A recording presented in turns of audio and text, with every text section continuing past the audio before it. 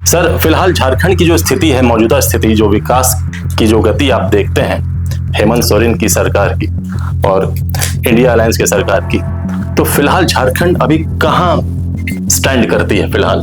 Sir, Jharkhand का budget जो 2024-25 जो बजट रहा 1,28,900 करोड़ का सर, लेकिन अभी झारखंड सरकार की बहुत सारी योजनाएं चल रही है, जैसे मैया सम्मान योजना है और भी कई प्रकार की योजनाएं हैं, सर्वजन पेंशन, फ्री बिजली भी है।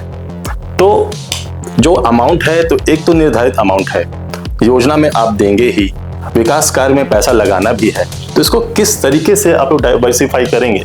ये मैया सम्मान योजना 1,000 जो अब बढ़कर 2,500 होने जा रहा है, लेकिन सर ये अतिरिक्त भार भी तो पड़ेगा। मैं बता रहा हूँ, उस पर मैं आ रहा हूँ। क्योंकि सर 15,000 करोड़ अगर 50 लाख के हिसाब से देखें हम लोग, तो ईयरली 15,000 करोड़ इस पे खर्च होंगे जो योजना में जाए। बाकी और अन्य योजनाएं भी हैं, जैसे अबुआ आवास भी है आपके पास, फिर जो पेंशन योजना है, विकलांग पेंशन, तो इसको मैनेज करने की कोई परेशानी नहीं है। किसानों की ऋण माफी की भी बात है। बिल्कुल सर, बिल्कुल। और 200 यूनिट बिजली की भी माफी है, और इंफ्रास्ट्रक्चर डेवलपमेंट भी तो ये इस विषय पर उसी पर मैं काम कर रहा हूँ। तो क्या लगता है कि झारखंड में क्या वो एक चीज हो सकता है कि अगर इस क्षेत्र में हम फोकस करें तो पूरा एक झारखंड पूरा रिवाइव हो सकता है? क्योंकि आप झारखंड को बहुत कौन सा वो प्रॉपर क्षेत्र हो सकता है, फोकस पॉइंट हो सकता है कि इसको अगर हम सुधार लें?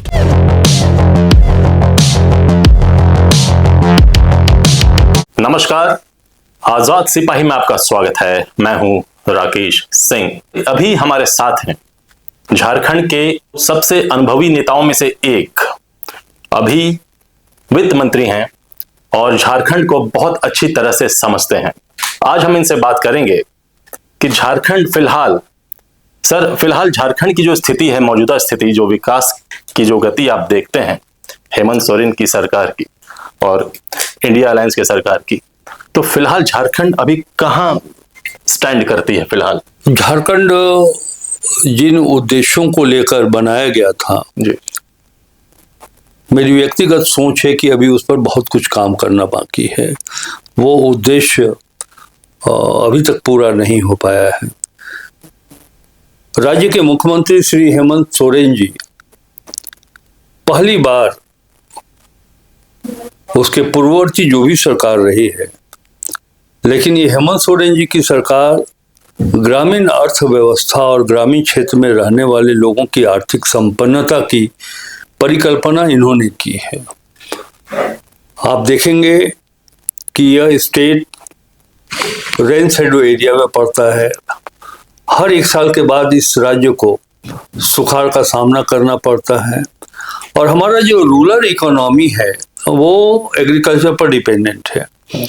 सिंचाई की समुचित व्यवस्था नहीं होने के कारण जब सुखाड़ का सामना कर रहा होता है ये राज्य, यहाँ के किसान, तो ग्रामीण क्षेत्र की जो आर्थिक स्थिति है वो अत्यंत ही कमजोर हो जाती है। मुख्यमंत्री जी का ये पहला फोकस है कि हम ग्रामीण अर्थव्यवस्था को मजबूत करें और ग्रामीण अर्थव्यवस्था की मजबूती के लिए हम एलाइड एग्रो सेक्टर के माध्यम से मत्स्य पालन, मिल्क प्रोडक्शन, दुग्ध उत्पादन, पशुपालन, तालाब में अगर पानी हम लोग उपलब्ध कराएं तो मछली पालन बहुत ही सुलभता के साथ किया जा सकता है।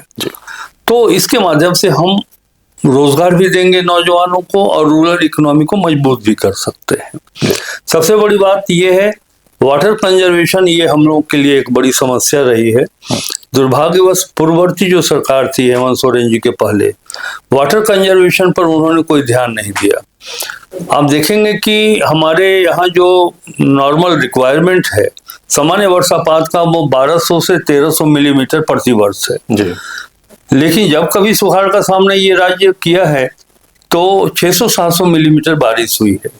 अनफॉर्चुनेट पार्ट ये है कि 600-700 मिलीमीटर बारिश में 20% ही वर्षा जल को हम बचा पाते हैं। से 80% वर्षा जल नदी नालों के माध्यम से समुद्र में चला जाता है।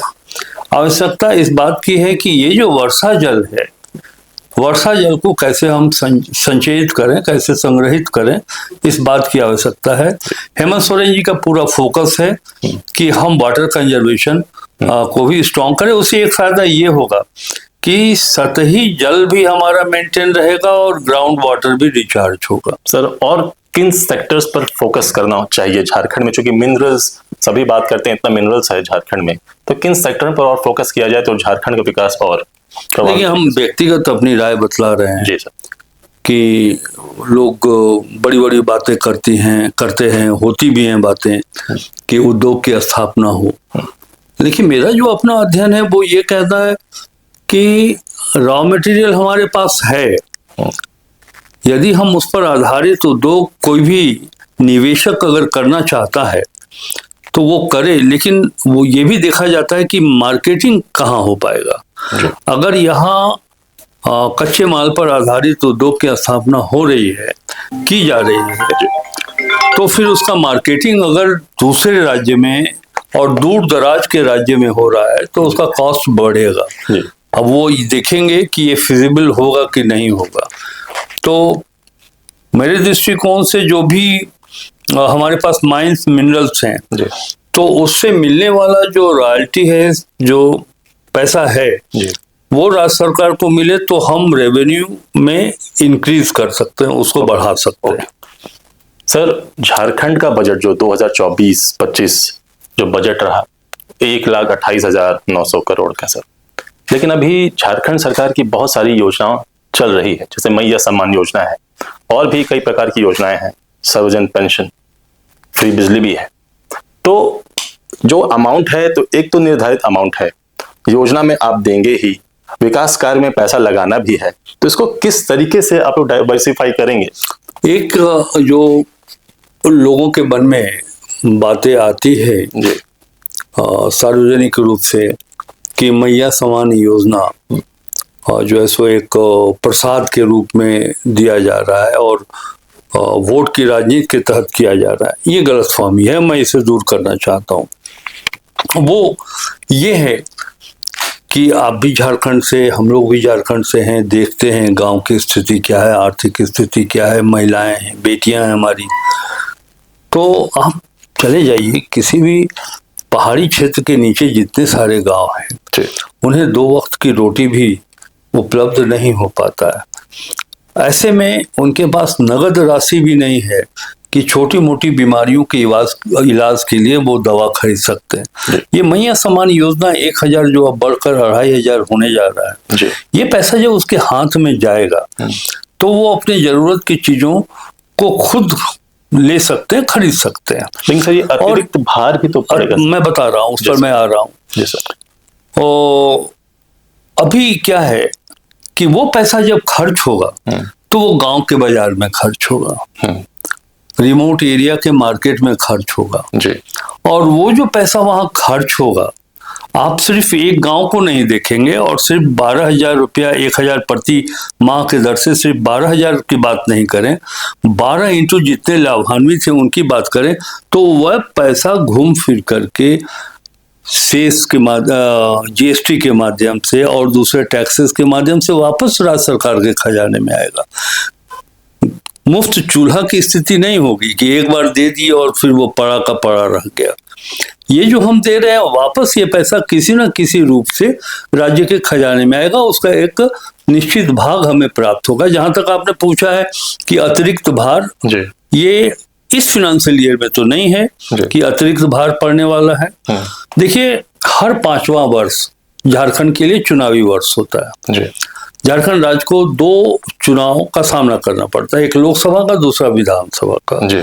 तो 4-5 महीने तो आदर्श आचार संहिता में लग जाता है। हम चाह कर के भी सरकार योजनाओं पर खर्च नहीं कर पाता, तो खर्च की स्थिति कमजोर दिखाई पड़ती है। हम लोग इस बात का आकलन करेंगे कि कौन ऐसा विभाग है जो 4 महीने 6 महीने के बीच में कितना उसको खर्च कर लेना चाहिए था, जो आदर्श आचार संहिता लगने के कारण खर्च नहीं कर पाया। हम उसमें एक निश्चित परसेंटेज में अमाउंट का कटेल करके हम मैया सम्मान योजना को देंगे ताकि वो प्रभावकारी हो सके। ऐसे भी वो पैसा अगर उनके पास रह जाए तो वो इस स्थिति में ऐसे विभाग, कुछ एक विभाग ऐसे होंगे जो समुचित राशि का उपयोग नहीं कर पाएंगे। क्योंकि सर 15,000 करोड़ अगर 50 लाख के हिसाब से देखें हम लोग तो ईयरली 15,000 करोड़ इस पे खर्च होंगे जो योजना में जाए। बाकी और अन्य योजनाएं भी हैं, जैसे अबुआ आवास भी है आपके पास, फिर जो पेंशन योजना है विकलांग पेंशन, तो इसको मैनेज करने की कोई परेशानी नहीं आएगी। किसानों की ऋण माफी की भी बात है। बिल्कुल सर, बिल्कुल सर। और 200 यूनिट बिजली की भी माफी है। और इंफ्रास्ट्रक्चर डेवलपमेंट भी तो ये इस विषय पर उसी पर मैं काम कर रहा हूँ। जी सर। हमारी सरकार काम कर रही है कि हमारा जो रेवेन्यू है, हमारे पास जो स्टेट का ओन टैक्स है, डिपार्टमेंट है, हम उसके रेवेन्यू जनरेशन को स्ट्रेंथन करें। Okay sir. उसको मजबूत करें। और मैंने एक चीज देखा है, प्रारंभिक स्तर पर जो अध्ययन मैं कर पाया हूँ कि खनिज संपदा पूरे देश में 40% भंडारण हमारे यहाँ है जी। और उड़ीसा की बात अगर करें तो उड़ीसा से हम बहुत आगे हैं। लेकिन माइंस के माध्यम से संभवतः 11,000 करोड़ रुपया प्रतिवर्ष झारखंड को मिलता है, जबकि उड़ीसा उसी माइंस के कारण 40 से 50,000 करोड़ रुपया वो प्रतिवर्ष बिल्कुल जो है सो अर्न करता है। आपने ये स्टेटमेंट भी कहीं दिया है कि मैंने हर जगह कहा है इस बात को। तो मैंने कहा है कि हम अपने सचिव से, वित्त सचिव जी से बात करके हम एक टीम भी भेजना चाहेंगे उड़ीसा का, जो उड़ीसा मॉडल का अध्ययन करें ताकि हम उसको अपने राज्य में इम्प्लीमेंट कर सकें। एक और है, जब फाइनेंशियल आप इसमें है, अभी हम पूरा भी पेश करेंगे तो पूरा में हो सकता है जो गति आपको महिला सम्मान योजना उसके लिए मिले या दूसरी राशि के लिए मिले, बट नियर आपका पिछले अगले 1 महीने 2 महीने के अंदर फिर आपका फरवरी होते होते मेन बजट आ जाएगा। तो मेरा ये पूछना है कि अगर राज्य की स्थिति देखें तो फाइनेंशियली राज्य जो है वो आपका थोड़ा सा कमजोर तो है ही, और उसमें प्रति व्यक्ति जो है लगभग 60,000 रुपये कर्ज में भी है, वो भी है।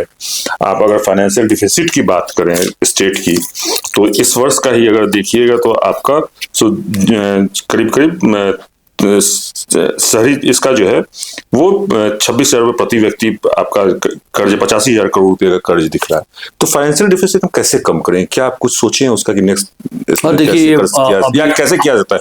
अभी हम लोग का फोकस है सेकंड सप्लीमेंट्री पर जी।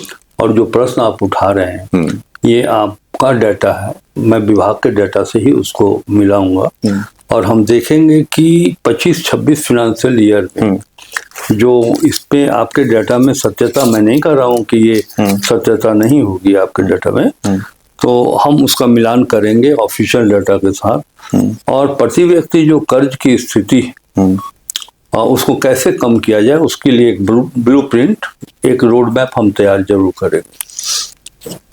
चूंकि आप फाइनेंस मिनिस्टर अगले बजट में तो आएंगे ही, अगले बजट के इसमें आएगा, आप भी देखे हैं कि 2-3 चीजें हैं, जिस तरह की गरीबी रेखा के नीचे की बात की जाए या आपका बेरोजगारी दर की बात की जाए। बेरोजगारी दर अगर पूरे झारखंड का देखेंगे तो नेशनल लेवल पे ऑब्वियसली झारखंड का कम 1.7 ही है, नो इशू, देश स्तर पे ज्यादा है, लेकिन शहरी क्षेत्र का जो है वो 6.7 है, जो कि आपका राष्ट्रीय स्तर से 1.7 ये ज्यादा है। तो मेरा ये कहना है ये जो गैप है शहरी क्षेत्र का रोजगार का, वो भी जिम्मेदारी आपकी होगी।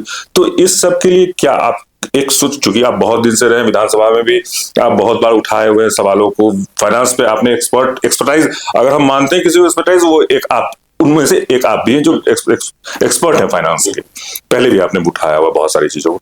तो क्या लगता है इन सब चीजों को कैसे कम किया जाता है, कैसे किया जाता है स्टेट में? देखिए मैनेज कैसे हो? मैंने कहा कि जो ऑनेस्ट स्टेटमेंट होगा वो जब हम विभाग से इस विषय पर बात कर लें, हमारे मन में तो योजनाएं अनेक हैं कि अर्बन एरिया में कैसे हम लोगों की आर्थिक स्थिति को आगे बढ़ा सकें, लेकिन जब विभाग से बात कर लेने दीजिए तब फिर हम आपको डिटेल इसके बारे में जानकारी देंगे।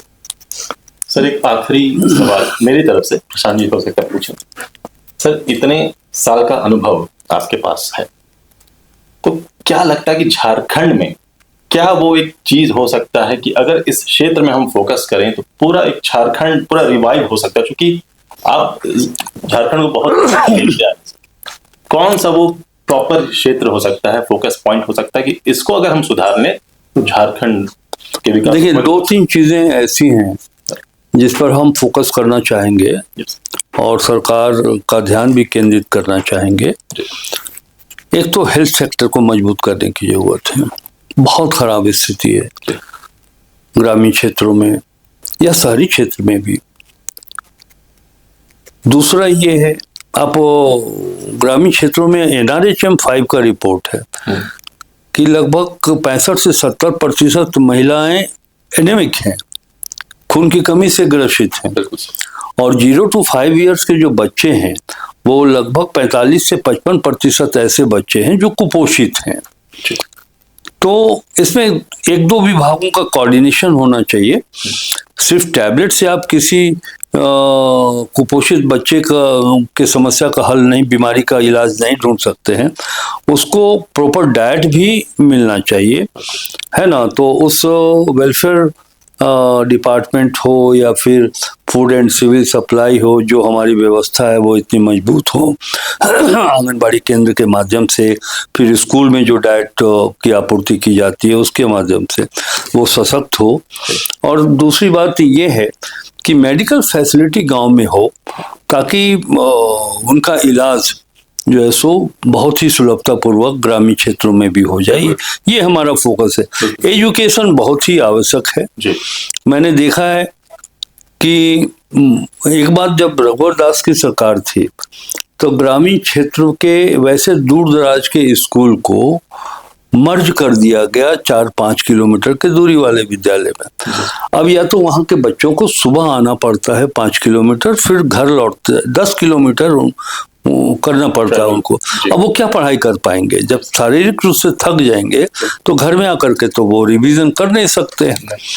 तो मैं तो कहूँगा, और एक समय था जब उग्रवादी माओवादी लेफ्टिस्ट की पढ़ाई करवाते थे पहाड़ों में, जंगलों में, तो एक तरफ तो वो अपने ओर से पाठशालाएं उन्होंने खोल रखी थी, और दूसरी तरफ मैंने कहा था विधानसभा में कि इसका कोई औचित्य नहीं। अगर उस क्षेत्र के सरकार का लॉजिक था कि 10 ही बच्चे हैं, हमने कहा कि 10 ही बच्चे सही, लेकिन वो पढ़ेंगे तो शिक्षा तो ग्रहण करेंगे। स्कूल को मर्ज करने की कोई आवश्यकता नहीं है। मैं शिक्षा मंत्री जी से भी बात करूंगा कि वो आइडेंटिफाई करें कि ऐसे विद्यालय जहां उनका होना नितांत आवश्यक है, बच्चों की संख्या पर मर्ज नहीं किया जाए, बल्कि जरूरत के आधार पर वहां शिक्षा प्रणाली को मजबूत करने की आवश्यकता। और तीसरा, रूरल इकोनॉमी को मजबूत करने के लिए हम दोनों सेक्टर पर काम करना चाहेंगे, ये सरकार काम करना चाहेगी।